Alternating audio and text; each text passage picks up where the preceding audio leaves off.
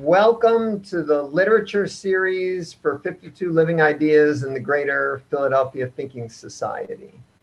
Frankenstein is the third work of literature we are exploring in depth.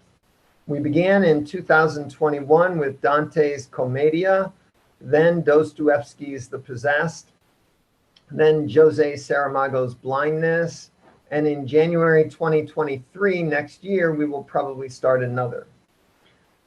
There are 10 events planned for this Frankenstein series every 2 weeks from now until December 11th. I've divided the novel into 4 approximately equal parts of roughly, 33 pages at the minimum in my printing, 41 pages, the longest one. The first one is Making a Monster. I'm calling the second one The Monster's Story. The third is The Monster's Requisition, and the fourth is The Ending. The plan is to go through the novel twice, one event for each part times 2 readings of the whole novel. So that's 8 events, each on or about 1/4 of the novel.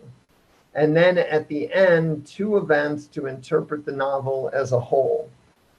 There are 3 reasons for this plan. First, the novel is so evocative of themes and interpretations that it will take at least 2 iterations to explore all of the obvious issues that I think I'd like to consider. So that's my main reason, to empower my sub-theme of the art of interpretation. But there's a second reason. To better evoke the art of interpretation, the second reading will be seminal.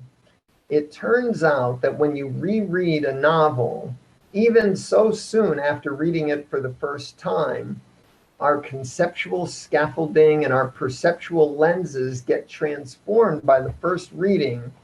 The second reading is usually significantly different.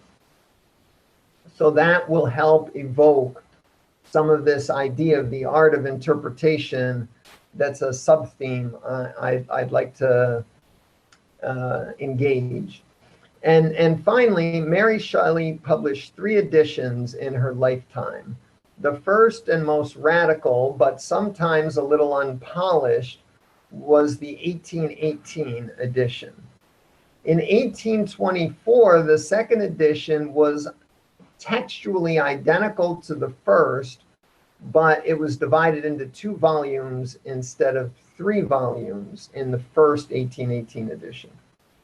And finally, the most popular 1831 edition includes substantial revisions to the text, but the plot is essentially the same, pretty exactly the same. If we're going to bother reading the novel twice to help us explore the art of interpretation, I figured we might as well look at how Mary Shelley herself changed her interpretation in that 1831 edition.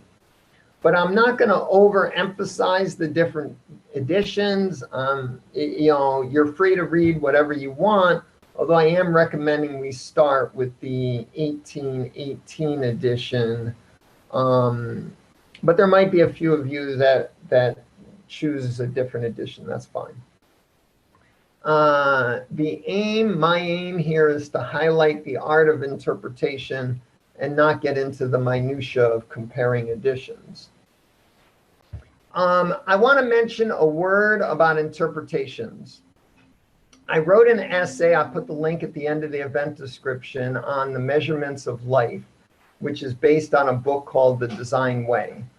And in that essay and in that book, it hit me 2 characterizations of interpretations that I found helpful.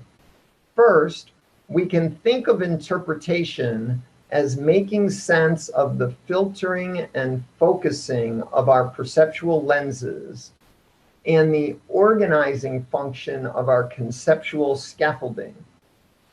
That is, interpretations involve both perception and conceptual organization. And secondly, There's a quote from the book, quote, "A picking and choosing of what is to be considered and in what way." That is, by choosing what to consider and how to consider it, we make an interpretation.